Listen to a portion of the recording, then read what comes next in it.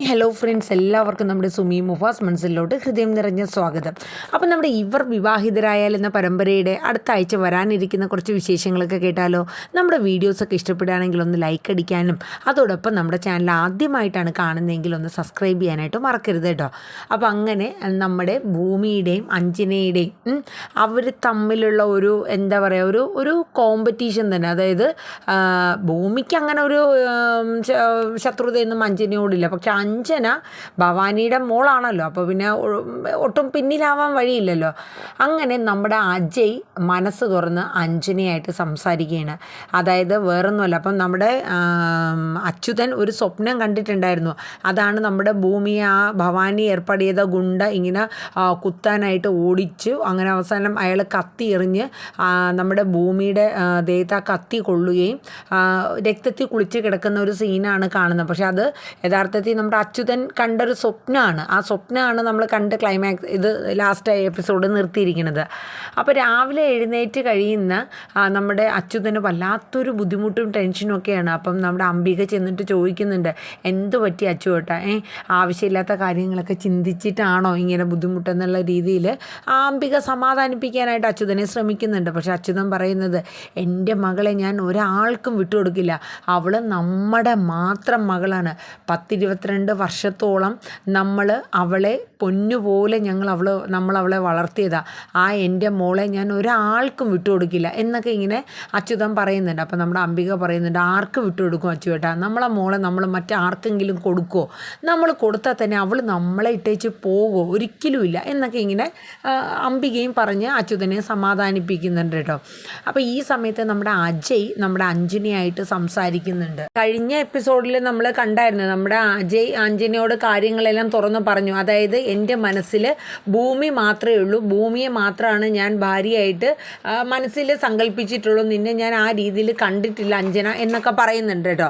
അപ്പം അഞ്ജനയ്ക്ക് അത് വല്ലാത്തൊരു ഫീലിങ്സ് ആവുകയാണ്. അഞ്ജന ഭവാനിയോട് ചെന്ന് പറയുന്നുണ്ട്. അപ്പോൾ ഭവാനി ചോദിക്കുന്നുണ്ട്, നിൻ്റെ കൂടെ അജയ് അങ്ങനെ നേരിട്ട് അങ്ങനെ പറഞ്ഞു എന്നൊക്കെ ചോദിക്കുകയാണ്. അപ്പോൾ അഞ്ജന, അതെ അമ്മ എന്നോട് പറഞ്ഞു. അപ്പോൾ അഞ്ജനയ്ക്ക് വാശിയാണ്. കാരണം വേറൊന്നുമല്ല, അഞ്ജന പറയുന്നത്, എൻ്റെ കൊക്കിന് ജീവൻ ഉണ്ടെങ്കിൽ എൻ്റെ ഭർത്താവായിട്ട് അജയ് തന്നെ ഉണ്ടാകും, അജയുടെ ഭാര്യയായിട്ട് ഈ അഞ്ജന ഉണ്ടാകും. ഇല്ലെങ്കിൽ ഞാൻ ഇല്ല എന്ന് അമ്മ കരുതിക്കൊള്ളാൻ പറയും. കാരണം എനിക്കിപ്പോൾ വാശിയാണ്, എൻ്റെ വാശി ഞാൻ അത് നടപ്പിലാക്കുകയും ചെയ്യുമെന്ന് ഭവാനിയോട് വെല്ലുവിളിച്ചൊക്കെയാണ്. അത് നമ്മൾ കണ്ട സീനാണ്. അപ്പം അതിനുശേഷം നമ്മുടെ അഞ്ജന പുറത്തോട്ട് വരുമ്പോൾ നമ്മുടെ അജയ് അവിടെ നിൽക്കുകയാണ്. അപ്പോൾ അജയുടെ അടുത്ത് ചെന്നിട്ട് നമ്മുടെ അഞ്ജന പറയുന്നുണ്ട്, അതെ കഴിഞ്ഞ ദിവസം നീ എന്നോട് അജയ് കുറച്ച് കാര്യങ്ങളൊക്കെ പറഞ്ഞിട്ടുണ്ട്, പക്ഷേ എനിക്ക് പറയാനുള്ള കാര്യം കൂടെ അജയ് കേട്ടോളൂ. എനിക്ക് ജീവനുള്ളിടത്തോളം അജയെ ഞാൻ ആർക്കും വിട്ടുകൊടുക്കില്ല, അജയുടെ ഭാര്യയായിട്ട് തന്നെ ഞാൻ ജീവിക്കും എന്നുള്ളൊരു വാശി പുറത്ത് പറയണം. അപ്പോൾ അജയ് പറയുന്നുണ്ട്, ഞാൻ നിന്നോട് എൻ്റെ മനസ്സ് തുറന്ന എല്ലാ കാര്യങ്ങളും ഞാൻ പറഞ്ഞു, എനിക്ക് നിന്നെ ആ രീതിയിൽ കാണാൻ പറ്റില്ല, പക്ഷേ എൻ്റെ ജീവനുള്ളിടത്തോളം കാലം നിങ്ങൾ പറഞ്ഞ ആ കാര്യം നടക്കില്ല അജയ് എന്ന് പറഞ്ഞിട്ട് എന്നെ പോവുകയാണ്. അപ്പോൾ അജയ്ക്ക് ആകെ ഒരു ബുദ്ധിമുട്ടാവുകയാണ്, അഞ്ജന എന്താണ് ഇങ്ങനെയൊക്കെ എന്നുള്ളത് ആ ഒരു ഇത് കിട്ടുന്നില്ല കേട്ടോ. അപ്പോൾ ഇതേ സമയം നമ്മുടെ സത്യദാസ് നമ്മുടെ അച്യുതനെ, ഭൂമിയുടെ അച്ഛനെ ഒരു ദിവസം വീട്ടിലോട്ടൊക്കെ വരാൻ പറഞ്ഞ് അവർ സംസാരിക്കുന്നൊക്കെ ഉണ്ട് കേട്ടോ. അപ്പം സത്യദാസിൻ്റെ അടുത്ത് ഫാമിലിയെക്കുറിച്ചൊക്കെ നമ്മുടെ അച്യുതൻ ചോദിക്കുന്നുണ്ട്, സാറിൻ്റെ ഭാര്യയും മോളും ഒക്കെ മക്കളൊക്കെ എന്താണ് എന്നൊക്കെ ഇങ്ങനെ തിരക്കുന്നുണ്ട്. അപ്പോൾ സത്യ പറയുന്നുണ്ട്, എൻ്റെ ഭാര്യയും എനിക്കൊരു മോളും ഉണ്ടായിരുന്നത്, എൻ്റെ മകളെ എനിക്ക് 2.5 വയസ്സിൽ എൻ്റെ മകളെ നഷ്ടപ്പെട്ടതാണ് എനിക്ക് എന്നിങ്ങനെ പറയണം കേട്ടോ. അപ്പോൾ ഭാര്യയും കാണാനില്ല, പക്ഷെ അവർ ജീവനോടെ ഉണ്ട് എന്നുള്ള കാര്യം എനിക്കറിയാം. അവർ മരിച്ചിട്ടൊന്നുമില്ല, പക്ഷേ ഞാൻ എൻ്റെ ഇത്രയും നാളത്തെ അന്വേഷണത്തിനിടയിൽ പക്ഷെ അവരെനിക്ക് കണ്ടു കിട്ടാൻ സാധിച്ചില്ല എന്നിങ്ങനെ പറയണേ സത്യ. അപ്പോൾ അച്യുതൻ പറയുന്നുണ്ട്, എന്താ സാർ അങ്ങനെ സംഭവിച്ചു പോയത് എന്നൊക്കെ പറയുന്നുണ്ട്. പക്ഷേ അച്യുതനും അറിയാത്തൊരു കാര്യമാണല്ലോ, എവിടെയോ എങ്ങോട്ടോ 22 വർഷങ്ങൾക്ക് മുന്നേ വെറും 2.5 വയസ്സ് പ്രായത്തിലാണ് എൻ്റെ മകളെ എനിക്ക് നഷ്ടമായിരിക്കുന്നത്. എൻ്റെ മകളെ എനിക്ക് തിരിച്ച് കിട്ടിയാൽ എൻ്റെ ഭാര്യയും എനിക്ക് തിരിച്ച് കിട്ടും എന്ന ഒരു വിശ്വാസത്തിലാണ് സത്യദാസ് നിൽക്കുന്നത്. അപ്പോൾ അച്യുതൻ്റെ മനസ്സിൽ പല ചിന്തകളും ഇങ്ങനെ കടന്നു വരികയാണ് കേട്ടോ.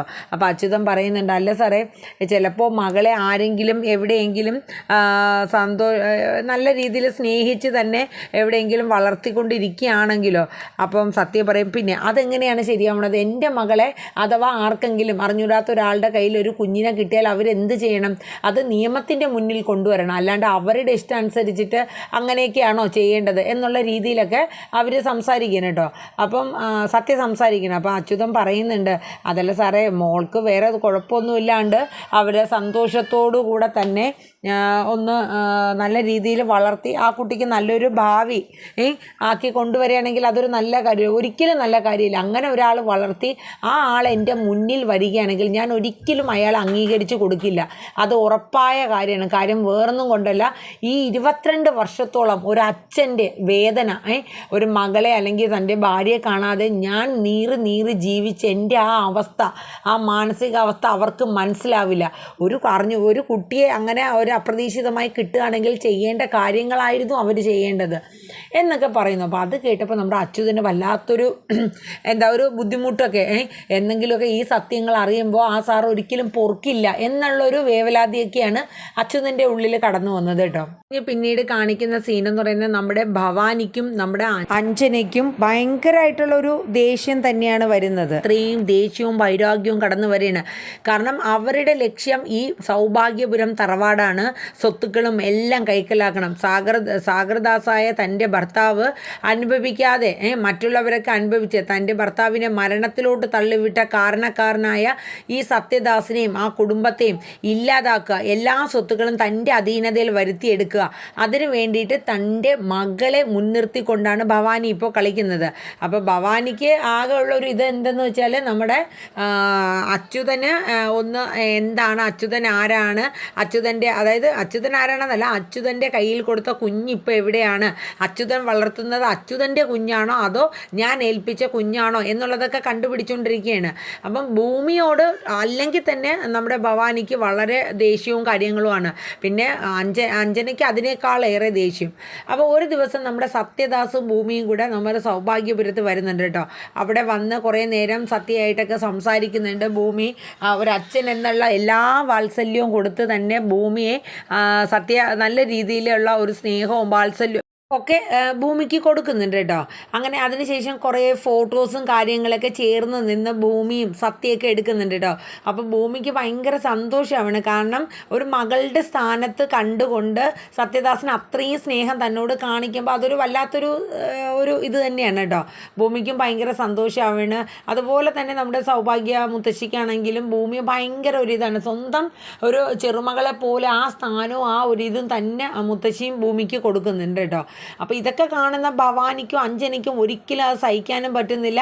അവരത് ഒരിക്കലും അത് മുന്നോട്ട് കൊണ്ടുപോകാനായിട്ട് അനുവദിക്കും. ഈ ഒരു ബന്ധം, ആ ഒരു റിലേഷൻ മുന്നോട്ട് കൊണ്ടുപോകാനും അനുവദിക്കില്ല. അങ്ങനെ ഭൂമി അവിടെ നിന്ന് തിരിച്ച് വന്ന് വീട്ടിൽ വന്നു കഴിയുമ്പോൾ നമ്മുടെ അച്യുതനോടും അല്ലെങ്കിൽ നമ്മുടെ അംബികയോടൊക്കെ ആ തറവാട്ടിനെ കുറിച്ചും സത്യസാറിനെ കുറിച്ചും മുത്തശ്ശിയെക്കുറിച്ചൊക്കെ ഇങ്ങനെ ഭൂമി തോരാണ്ട് ഇങ്ങനെ പറഞ്ഞുകൊണ്ടിരിക്കുകയാണ്. പക്ഷെ ഇതൊക്കെ കേൾക്കുമ്പോൾ ഒടുവിൽ അച്യുതന് ഭയങ്കര ദേഷ്യം വരണം കേട്ടോ. എപ്പോൾ നോക്കിയാലും ഒരു സൗഭാഗ്യപുരം, മുത്തശ്ശി, സത്യദാസ്, നിനക്കിത് മാത്രമേ പറയാനുള്ളൂ ഭൂമി എന്ന് പറഞ്ഞുകൊണ്ട് അച്യുതൻ ഭയങ്കരമായിട്ട് ദേഷ്യപ്പെടുകയാണ്.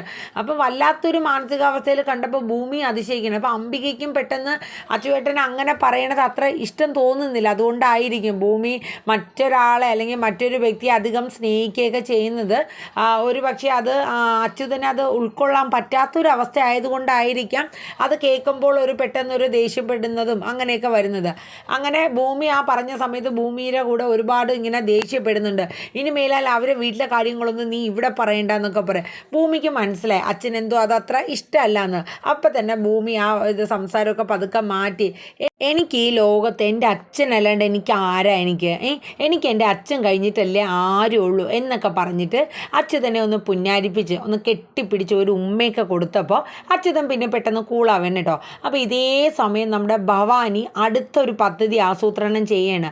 അതായത് വേറൊന്നുമല്ല, എന്നേക്കുമായിട്ട് ഭൂമിയെ ഇല്ലാതാക്കണം എന്ന ഒരു ഇതോടുകൂടി ഭവാനി ചില കാര്യങ്ങളൊക്കെ ആസൂത്രണം ചെയ്യാണ്.